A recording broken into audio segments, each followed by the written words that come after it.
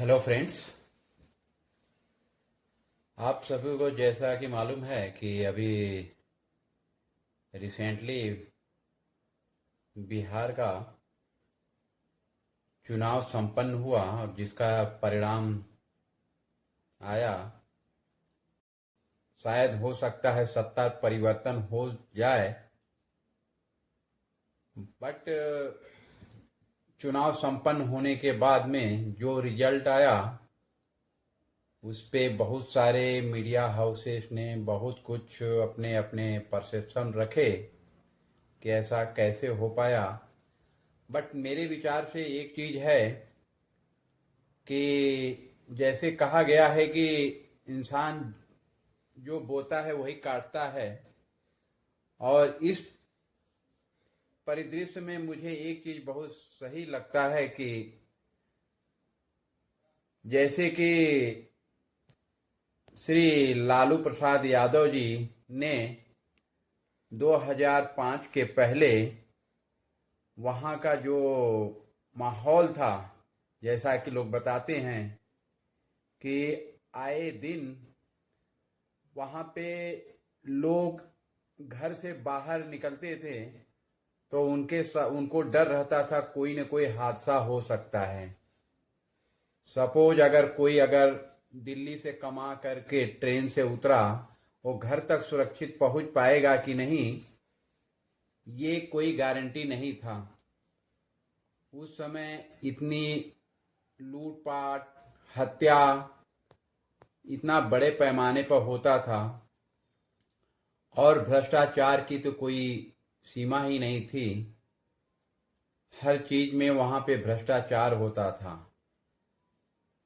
जिसके कारण वहां की बिहार की पब्लिक लालू प्रसाद यादव के से उब करके एक नई सरकार लाने के लिए कटिबद्ध हुई, जिसमें जो वर्तमान सरकार है नीतीश कुमार और बीजेपी सरकार ने मिलकर 2005 का इलेक्शन लड़ा और वे वही गठबंधन कंटिन्यू 2025 तक रहा। तो मेरा एक ही चीज कहना है कि इस बार तो चुनाव लालू प्रसाद यादव नहीं लड़ रहे थे, बट उनके सुपुत्र श्री तेजस्वी यादव के लीडरशिप में चुनाव लड़ा गया। वे मुख्यमंत्री के कैंडिडेट थे, लेकिन कहीं न कहीं लोगों के अंदर में ये डर बना रहा कि कहीं वही जंगल राज वापस तो आने का दस्तक तो नहीं है। वहां की पब्लिक को अब ये चीज बहुत अच्छी तरह से पता था कि अगर ये सत्ता में आ गए तो वापस 2005 के पहले का मंजर लोगों के सामने आएगा।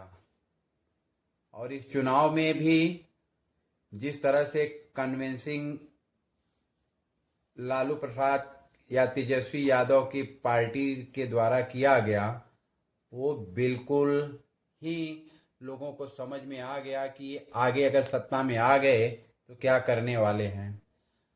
तो मेरा एक ही कहना है कि अब बाप का किया हुआ बेटे को भी भुगतना पड़ता है, यही राजनीति है।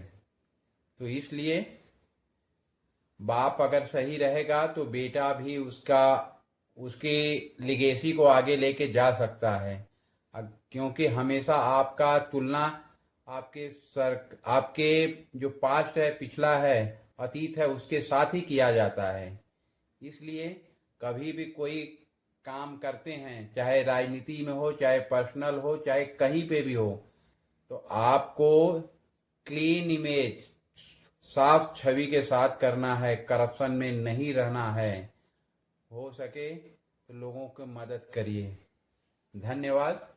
आज मेरा ब्लॉग यहीं तक है। कल हम आपको किसी नए ब्लॉग के साथ मिलेंगे। धन्यवाद। Good night. Thank you.